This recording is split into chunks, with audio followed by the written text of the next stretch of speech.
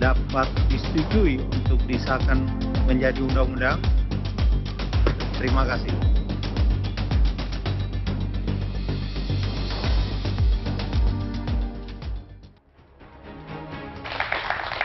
Terima kasih Anda masih bersama kami di Political Show. Jelang pelantikan anggota Dewan Publik Kian Besar menaruh harapan tanggung jawab anggota Dewan tak hanya menyusun aturan dan undang-undang, namun masalah kebangsaan hingga kesejahteraan rakyat juga perlu diselesaikan. Suara keterwakilan secara sukarela telah kita berikan 5 tahun ke depan. Untuk itu para anggota Dewan wajib mendengarkan segala keluhan dan harapan. Wajah baru legislator, wakil rakyat atau wakil parpol. Malam ini kita akan membahasnya dengan narasumber yang sudah hadir di studio. Hari ini narasumber saya keren-keren semua karena banyak yang newcomer. Kita beri tepuk tangan yang paling meriah. Dari yang paling ujung kanan ada Elfonda Mekel atau Once Mekel. Halo, anggota DPR RI baru dari PDI Perjuangan. Selamat malam Mas Once. Selamat malam. Ada Anissa Mahesa, putri dari almarhum Desmond J. Mahesa, anggota DPR RI dari Partai Gerindra, paling muda 23 tahun. Selamat malam Anissa. Selamat malam. Nah yang ini wajah lama yang tetap bertengger melenggang 3 periode, Mbak Nurul Arifin, anggota DPR RI dari fraksi Partai Golkar. Selamat malam Mbak Nurul. Malam Nana, malam semua. Ada pengamat politik Bang Rocky Gerung. Selamat malam Bang Rocky. Oke, boleh. Apa sih selamat malam dong harusnya. Yang tidak berani nyalon pastinya. Oke, kenapa? Nggak tahu, tanya dia. Oh iya. Bang Rocky di luar aja, nggak apa-apa. Ada pakar hukum tata negara kita, Bang Refli Harus. Selamat malam Bang Refli. Selamat malam. Dan seperti biasanya, karena kemarin pada saat pemilu legislatif dan juga pemilu presiden, suara pemilih muda jumlahnya lebih dari 50%. Pemilih muda inilah yang membuat para pesohor-pesohor ini, para anggota dewan ini terpilih dan bisa duduk di Senayan. Jadi kita malam ini mengundang teman-teman dari Himpunan Mahasiswa Hubungan Internasional UPN Veteran Jakarta. Selamat malam teman-teman dari UPN Veteran Jakarta. Terima kasih sudah hadir dan tepuk tangannya. Nanti teman-teman bisa bertanya, kemudian bisa mengkritisi, bisa mengeluarkan unek-unek dan juga bisa men-challenge para wakil rakyatnya ini. Karena uang pajak kalian, nasib UKT kalian nanti ada di tangan mereka-mereka juga ya. Silakan nanti teman-teman dari UPN Veteran Jakarta. Nah, untuk yang pertama, saya akan langsung challenge ke Mas Once terlebih dahulu. Mas Once, Anda sudah jadi musisi terkenal, penghasilan pastinya sudah banyak. Pertanyaannya sederhana, kenapa Anda mau jadi anggota DPR? Memang sebenarnya kalau dilihat dari karir, saya belum senja amat karir saya. Belum sunset lah. Saya masih aktif di mana-mana. Dan terus terang ini menimbulkan pertanyaan buat saya, untuk apa saya masuk politik? Tapi alasan pertama karena saya dulu pernah kuliah hukum, dan saya tertarik juga membahas proses pembuatan hukum ini. Karena hukum kan adalah produk politik. Kenapa emang? Dan di masa lalu saya juga cukuplah berinteraksi dengan teman-teman aktivis. Sampai pada saat itu saya memutuskan untuk tidak lagi ikut serta dalam aktivitas teman-teman saya itu. Saya harus memilih ya. Kemudian ya saya pikir ya masyarakat sudah memberikan saya banyak hal, keberuntungan, rezeki, ada waktu 5 tahun untuk mengembalikan buat masyarakat. Hal yang lain adalah saya percaya dengan PDIP sebagai partai saya, partai yang memiliki prinsip, punya sejarah. Saya juga mengenal betul garis perjuangannya dari tahun 90-an, kemudian aktivitas PDI Perjuangan, kemudian menjadi motor dari lahirnya era reformasi. Itu menjadi alasan. Itu motivasinya ya, jadi anggota DPR. Tadi Anda menyebutkan bahwa Anda punya background hukum dan motivasinya ingin lebih banyak terlibat dalam pembentukan ataupun hukum di Indonesia. Tapi Anda sebagai wakil rakyat sadar nggak bahwa akhir-akhir ini hukum kita banyak tajam ke bawah, tumpul ke atas? Bukan hanya akhir-akhir ini, kayaknya sepanjang kita baca dari dulu juga begitu. Dari semenjak kita masih baca forum keadilan gitu kan. Dan seperti itu ya. Ya itu yang harus diperjuangkan. Saya sih sebenarnya cuma bawa diri saya sebagai ini aja ya. Dulu sebagai pengamat, suka baca lah, bukan pengamat seperti Bang Rocky, tapi sebagai mahasiswa lah biasa. Kemudian saya lihat memang ya harus terjun langsung dalam kesempatan yang ada, kenapa enggak gitu. Nah, gitu aja. Karena ada kesempatan. Modalnya apa sih sebetulnya seorang Elfonda Mekel maju jadi anggota DPR dan akhirnya kepilih? Modalnya apa? Modal popularitas aja atau modal logistik atau apa? Modal popularitas tentu, yaitu memegang peran penting ya. Jadi kemudian juga tentu ada logistik ya. Tapi saya nggak bisa kasih tahu berapa. Jumlahnya memang Banyak lah ya. relatif dikit banget ya. Oh dikit. Dikit. Oke, Tidak- Jakarta kursinya mahal loh kita tahu.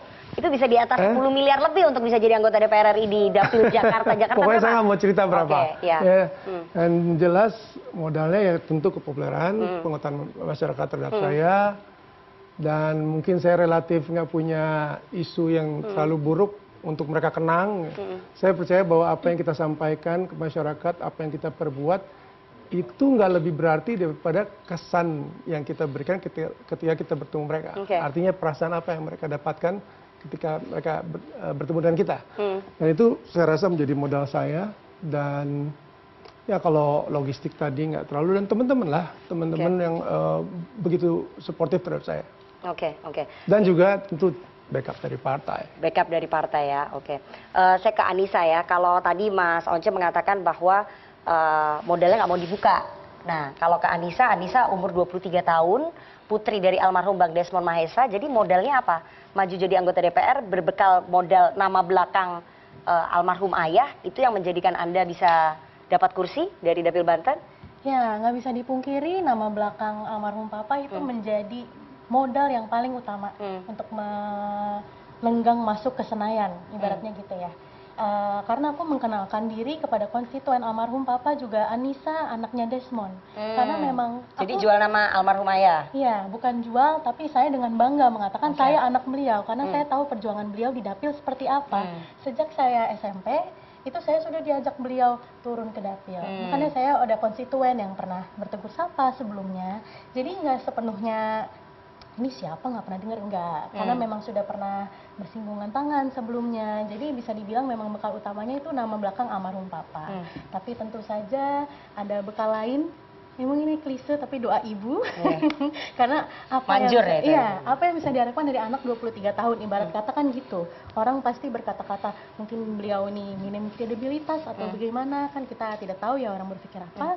Tapi tentu saja modalnya itu nama almarhum Bapak dan juga perjuangan konstituen-konstituen yang sudah bersinggungan tangan dengan Papa, dan aku juga langsung bertemu langsung, bertatap, berbicara langsung dengan mereka. Mereka lah modal aku bisa duduk di Senayan. Oke. I'm very thankful. Tapi Anissa menyadari nggak bahwa stigma politik dinasti itu berarti melekat di Anissa? Yes, tapi sebenarnya kalau dibilang politik dinasti, mungkin orang bisa berkata seperti itu ya. Tapi kita kan melalui pemilihan umum di mana orang-orang memilih, dan memang kalau misalnya melihat sepak terjang langsung dari almarhum Papa, beliau memang menyambangi secara langsung konstituen-konstituennya. Makanya aku sangat menyadari privilege aku sebagai anak seorang politisi. Dan Jadi nggak malu ya dengan privilege itu? Aku tidak malu dengan privilege itu, aku mengakui itu, dan dengan privilege tersebut, aku meyakinkan diriku sendiri, memiliki harapan untuk diri sendiri, untuk bisa menggunakan privilege dan kesempatan tersebut sebaik mungkin. Supaya tidak memalukan nama almarhum, ibarat kata begitu. Dan juga berterima kasih kepada seluruh konstituen yang sudah dengan luar biasa memilih, karena itulah tiket masuk ke Senayan. Tapi anak umur 23 tahun mau apa di DPR? Dengan segitu banyak 580 anggota, didominasi mayoritas itu adalah politisi dengan usia yang senior. Ini di periode 2024-2029 ini adalah anggota DPR yang paling mudanya, ini paling sedikit loh dibandingin periode sebelumnya. Jadi umur 23 tahun mau apa sebetulnya di DPR? Itu pasti pertanyaan banyak orang tuh. Iya, sebenarnya kalau misalnya punya kekhawatiran, pasti orang-orang berpikir, oh ini orang minim kredibilitas, bukan cuma terhadap aku, tapi juga teman-teman muda lainnya mungkin ya. Tapi setelah dipikir-pikir, kita sebagai generasi muda itu bisa membawa angin segar, perspektif baru. Tentunya yang muda-muda sebelumnya juga membawa angin segar, tapi dengan bertambahnya kalau di Partai Gerindra sendiri, itu semakin banyak yang mudanya. Karena memang dari pimpinan partai, Pak Prabowo juga memberikan kesempatan untuk generasi muda untuk aktif di partai. Tapi selain itu, apa sih yang bisa kita bawa? Tentunya perspektif baru. Kita sebagai generasi muda, aku yakin aku dan teman-teman muda lainnya memiliki kesadaran kolektif untuk mendorong regulasi atau kebijakan-kebijakan yang sekiranya itu bermanfaat untuk generasi kita. Contohnya seperti akses pendidikan, mungkin karena setiap aku turun ke Dapil, teman-teman seperti mahasiswa yang datang hari ini, mereka itu concernnya itu loh Mbak Nana. Akses pendidikan, terus lapangan pekerjaan yang inklusif, itu kan hits close to home gitu. Itu yang kita rasakan sebagai generasi muda sekarang. Belum lagi untuk pelindungan hak-hak digital, karena aku kan lahir di dunia digital ya. Technology era, everything is technology. So untuk sebagai generasi baru ini tentunya kita yang harus mengawal regulasi kebijakan itu. Jadi itu yang aku dan teman-teman muda di parlemen ini mungkin kita perjuangkan bersama-sama. Oke, pertanyaannya kalau Anda bukan anaknya seorang Desmond J. Mahesa almarhum, Anda akan kepilih nggak di DPR? Pertanyaan yang sangat bagus dan membuat berpikir ya. Tapi tentunya kalau misalnya aku bukan anak almarhum papa, belum tentu aku memiliki kesadaran, awareness untuk terjun ke politik. Karena kesadaran itu sendiri terbentuk semenjak aku kecil. Papaku aktivis dan politisi, memang di rumah itu kita tuh kegiatannya berbicara. Misalnya ngobrol, diskusi. Aku di rumah dipanggil Yayah. Yayah, gimana menurut kamu tentang isu ini, isu itu? Jadi kalau mungkin aku bukan anak almarhum papa, mungkin tidak akan terjun ke politik, tidak memiliki kesadaran dengan umur semuda ini untuk terjun ke politik. Oke, saya mau ke Mbak Nurul ya. Mbak Nurul, Anda kemarin pada saat lolos di 2024 ini hampir di ujung jurang kita sebut, karena Mbak Nurul sampai harus bertarung di Mahkamah Konstitusi. Karena kursinya sudah mau hilang ya di detik-detik akhir, hampir nggak lolos ya. Jadi saya mau tanya, pertarungan di 2024 ini memang mengerikan ya? Paling mengerikan sih, paling berat ya. Saya kan tahun ini periode ketiga. Review dulu ya, dari tahun 2004 saya masuk kalah karena sistem tertutup ya, suara terbanyak. Kemudian 2009 saya menang karena dapat nomor 1 dan suaranya sudah popular vote. Kemudian maju lagi 2014 kalah karena mungkin I don't know saingannya ya, nggak tahu lah. Kemudian 2019 maju menang karena ini imbas dari saya running waktu di Pilwakot. Jadi suaranya itu kemudian mengantarkan saya menjadi ke parlemen begitu ya. Nah 2024 ini saya maju lagi, tapi ternyata ya dapat kompetitor di internal juga kuat begitu ya. Kemudian ya orang sudah ngomong bahwa Golkar akan dapat 2 kursi begitu ya. Yang tadinya PKS 2 kursi, kemudian kursinya beralih ke Golkar. Nah kemudian tanpa disangka-sangka kursi tersebut diganggu juga begitu. Nah diganggunya karena memang bedanya beda tipis karena bilangan pembaginya dibagi 3 tersebut.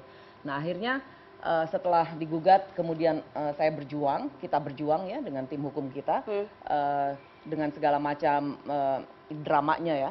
Dan alhamdulillahnya itu karena saya kan punya tim dari sejak pilkada, kemudian dari tahun 2019 tim yang sama begitu. Jadi data tuh sangat lengkap kita tuh ya. Data sangat lengkap sampai ke TPS, orangnya ada, jadi bukan saksinya ada. Jadi bukan cuma data tapi orangnya tidak ada, tapi kita punya semua gitu. Jadi kita tuh maju nggak takut, tapi nggak takut juga namanya digugat sama ke MK kan deg-degan juga gitu ya. Jadi ini 3 bulan penantian yang menurut saya membuat saya setengah mati lah gitu, setengah nyawa tuh kayaknya ini kalau mau menang kalah kan lebih enak dari awal. Kalau kayak kita yang di MK itu kayaknya saya baru merasakan deg-degannya, nggak bisa tidurnya dan sebagainya gitu. Sampai segitunya ya? Sampai politisi segitunya. Ketika nasib pekerjaannya itu di ujung tanduk ya? Iya, bukan begitu, ini kan perjuangan ya. Buat saya sih ini perjuangan kayak konsistensi, kemudian juga kayak apa sih pertarungan pertarungan untuk mengatakan bahwa ini tidak benar gitu. Karena saya punya data. Di sana menggugat tapi saksinya nggak ada gitu. Ini kan cuma kayak kalau menang oke, kalau enggak nggak apa-apa gitu ya. Kayak itu seperti itu gitu. Jadi kita terus berjuang dan alhamdulillah secara realitas itu bisa dibuktikan lewat data dan kemudian saksi. Itu perjuangannya. Jadi buat saya yang sekarang misalnya mengalami kekalahan, saya ini pernah 2 kali kalah loh gitu ya. Jadi justru dengan kekalahan tersebut kita diuji sejauh mana kita punya konsistensi. Kemudian di politik ya. Kemudian juga loyalitas ke partai, tidak pindah-pindah partai begitu. Itu ujian dan kemudian wisdom juga kita dapat ya. Dan saya memilih untuk tidak pindah ke profesi lain karena selama saya menjadi aktivis ya sampai saya masuk ke partai politik, waktu itu juga selama jadi aktivis itu pernah berbicara juga dengan Om Rocky Gerung. Om Rocky, padahal umurnya seumuran. Jadi apa? Waktu itu dia murid gue. Oke, terus ya di filsafat politik. Terus karena saya sekolahnya politik, salah satu mahasiswanya Bang Rocky begitu. Jadi sampai tahu bahwa everything is politics gitu ya. Nah, karena semuanya adalah produk politik. Jadi kita tuh jadi gimana ya? Tiba-tiba ingin ada di situ gitu. Dan karena kita tahu bahwa in the end semua keputusan kebijakan is politik gitu. Dan politik ini memfabrikasi semua calon-calon untuk jabatan politik, jabatan publik begitu ya. Jadi memang itu menarik sekali. Mbak Nurul habis berapa kemarin? Angkanya Dapil Jawa Barat tuh Dapil mahal Jawa loh. Barat, ya, Ya, Dapil neraka itu. Ya, cuma kalau saya lihat ya, karena saya memang incumbent, terus perjalanannya juga sudah lama dan kita mengurus Di atas 5M nggak? konsistensi gitu Di atas ya. 5M nggak? Konstituen. Di atas 5M kayaknya sih enggak sih. Nggak nyampe ya? Nggak nyampe. Oke, berarti lumayan murah karena banyak banget yang lainnya habis sampai Iya. 20M. Karena enaknya 10M. begini, Nana, sebagai seorang incumbent, kita ini banyak program. Oke. Jadi kalau turun itu Ya, bawa program. bisa. Kemudian recess itu kita harus sampai juga ke konstituen. Dan kita di samping recess sambil menyaring aspirasi begitu, kita juga Ya. membawa sesuatu juga begitu ya, entah itu baksos dan sebagainya. Ya. Gitu. Mbak Nurul, jumlah politisi perempuan yang lolos ke Senayan itu jumlahnya nggak banyak ya? Ya. Nyampainya cuma 20% begitu. Sekarang 22%. 22% untuk periode 2024-2029 dengan jumlah anggota DPR 580. Ya. Jadi politik is men's world. Betul. Dunia laki-laki. Perempuan tuh Betul. sebenarnya nggak punya tempat di politik di Indonesia ini, Kak. Betul. Seperti di luar negeri begitu. Anda nggak melihat bahwa hampir kalahnya Anda itu karena memang ya publik lebih memilih politisi laki-laki dibandingin politisi perempuan? Ya, memang secara kultural, karena kita masih melihat dunia yang sangat patriarki ya, dan kita juga lihat di Amerika perjuangan sekarang calon presiden perempuan ini kan kalau sampai dia jadi juga akan menjadi sejarah. Jadi bukan cuma di Indonesia saja bahwa perjuangan kita perempuan dari budaya patriarki itu bisa lepas gitu. Dan kalau dikatakan bahwa ini karena men's world gitu. Iya sih, tapi sebetulnya secara struktural negara ini tidak membatasi. Negara ini justru melegitimasi dan memayungi siapa aja boleh masuk ke dunia politik, ke partai politik tanpa pembedaan, tanpa diskriminasi gitu. Ya. Oleh karena itu didorong minimal 30%. Tapi 30% itu kan partai-partai itu juga nggak mau memberikan kesempatan itu. Banyak yang nggak memenuhi kuota. Ya, waktu kemarin di MK kan terbukti ada beberapa yang digagalkan yang ini karena tidak di wilayah tersebut tidak memenuhi 30% perempuan. Itu sudah bagus menurut saya. Hakim-hakim MK yang menyatakan bahwa partai ini tidak boleh gitu. Itu bagus. Nah, bagusnya lagi sih memang ada fixed seat ya, seperti negara tetangga kita di Timur Leste, di Argentina. Ya.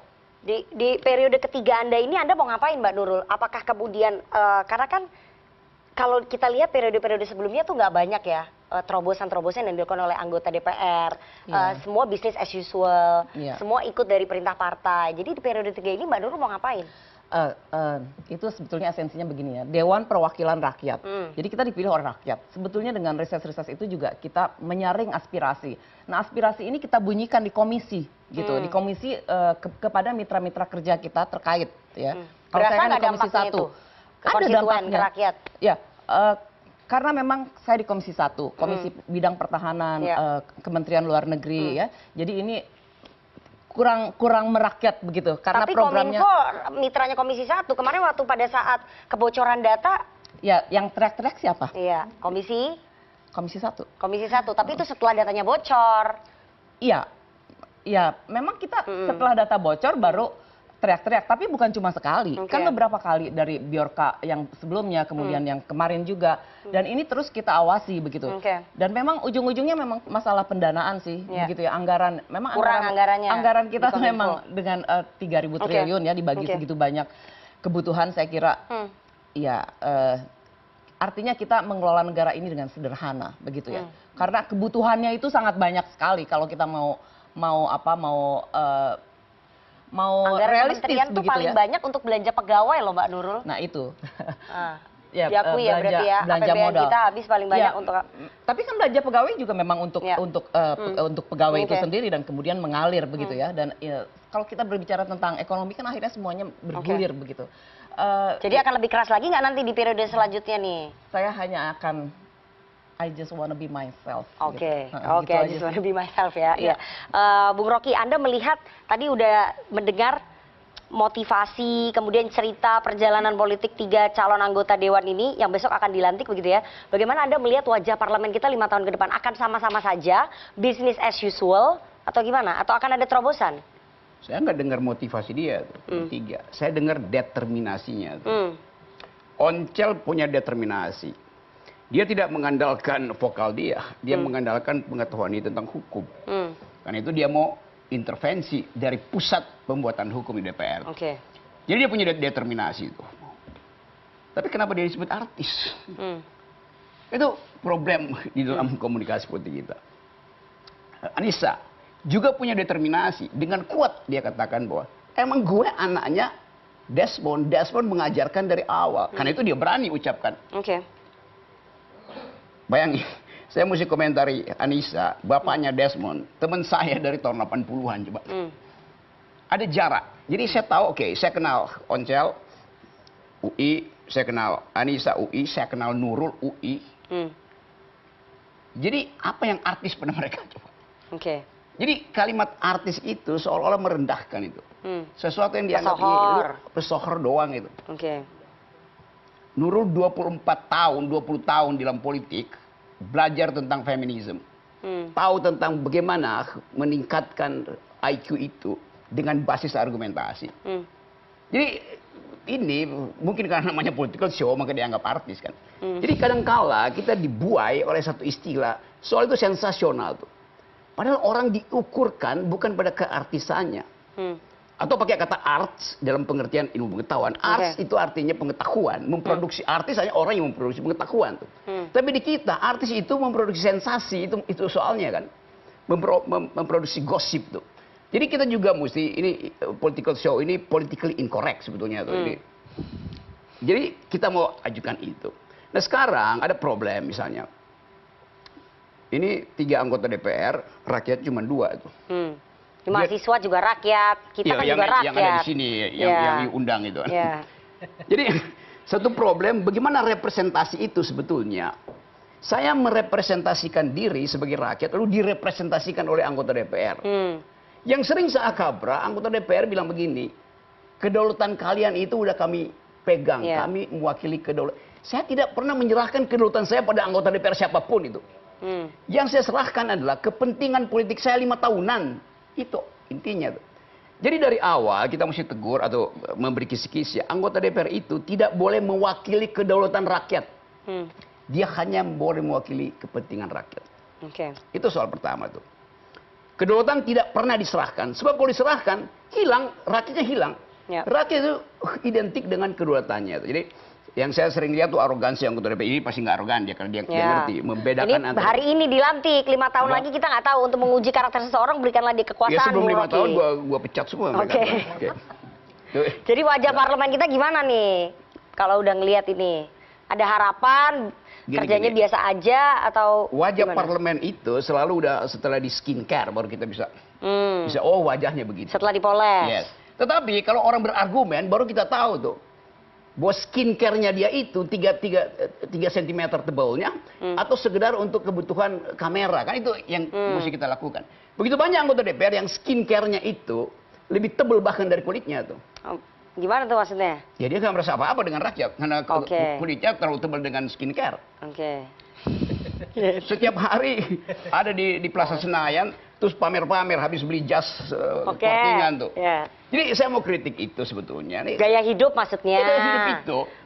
Ini pesan nih gaya hidup jangan berubah. Setiap jam 3 itu kalau gue lagi ngopi di Senayan itu. Kan mungkin mereka ketemu konstituen di Plaza Senayan. Ketemu konstituen tapi sambil pamer di sini ada bos itu. Juga bos itu. Jangan sebut merek ini. Terus? Ya, itu norak namanya. Karena dia mau pamer. Dia nggak ngerti cara. Jadi jangan sampai gaya hidup mewahnya itu. Bukan. Gaya hidup mewah tapi kenorakan dalam kemewahan itu yang konyol namanya. Jadi tetap kita mau lihat bahwa anggota DPR ini akan menghasilkan legislasi itu. Yang kedua, dia mesti mendistribusikan APBN yang betul-betul minim. Yang akan tiba di daerah berapa? Daerah udah ambil 1.000 triliun. Kata Pak Prabowo kita punya 3.600 triliun. 1.000 dolar sudah dipakai buat daerah, 1.000 dipakai buat bayar utang, tuh 400 dipakai buat makan siang itu. Tinggal ada 400 triliun. Yang akan didistribusikan. Ruang fiskalnya segitu. Pasti akan ada problem. Sementara daya beli tidak naik itu. Ekonomi di-push 8%. Oh ya, tetapi itu akan menimbulkan disparitas tuh. Karena begitu 8%, yang akan tumbuh itu yang sedikit pasti. Nggak ada yang bawah itu tumbuh 8%. akan ada disparitas, Gini rasio akan memburuk segala macam itu, ketegangan sosial akan. Jadi DPR akan masuk di dalam satu suasana di mana ada ketegangan psikososial. Secara sosial jelas-jelas itu akan ada disparitas, secara psikologis mesti ada masalah. Bahwa anggota DPR akan berhadapan dengan eksekutif yang di dalamnya ada keretakan relasi antara presiden dan wakil presiden. Itu akan jadi problem juga di Senayan. Akan ada keretakan ya menurut Bung Rocky ya. Bukan menurut saya, menurut netizen. Menurut Bung Rocky akan ada keretakan nggak? Sudah mulai ada keretakan. Sudah mulai. Jadi itu nanti akan menyusahkan posisi partai-partai di DPR dan wakil-wakil rakyatnya. Saya ke Bang Refli. Bang Refli, jumlah anggota DPR kita 2024-2029 adalah yang terbanyak ya dalam sejarah 580. Nah, dengan jumlah yang banyak ini kan harusnya diharapkan bisa menghasilkan produk legislasi yang lebih banyak dan lebih berkualitas. Menurut Anda, prediksi Anda, analisis Anda, apakah produk legislasinya nanti akan lebih banyak dan lebih berkualitas atau justru sama-sama saja seperti periode sebelumnya? Saya langsung ditanya begitu ya. Saya langsung produk legislasi. Tidak ada ngomong dungu ya. Dia belum.